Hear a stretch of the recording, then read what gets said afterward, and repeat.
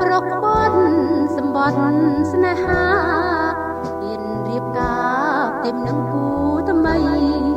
តើសល់អ្វីឲ្យខ្ញុំសង្ឃឹមស្ដាយព្រំចារីស្ដាយវ័យក្រមុំមកយំមួយមុនឆ្នាំក៏មិនបាត់ដែរ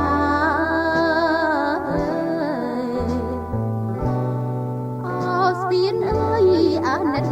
ខ្ញុំទេតើត្រូវជេរឬមិនត្រូវជេរ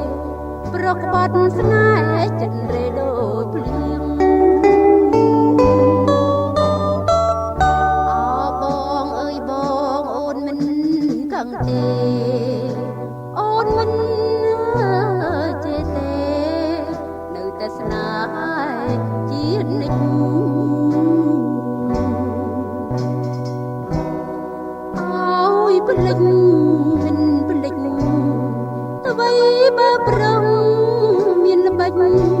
ស៊ូយំស្រស់ស្រាច់ម្នាក់ឯង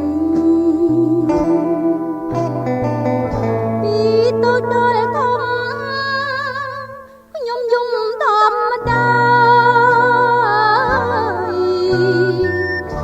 យំព្រមស្នេហាមិនដែលយំទេតែពេលនេះខ្ញុំយំឥតលះហើយខ្ញុំខំទុកទឹកភ្នែកណាស់ដែរ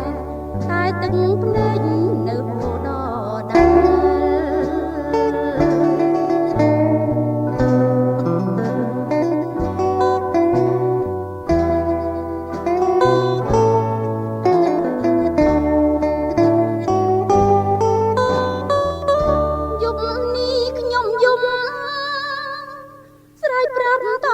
ជាតិប្រាប់ស្រីឯទៀតកុំឲ្យដូចខ្ញុំ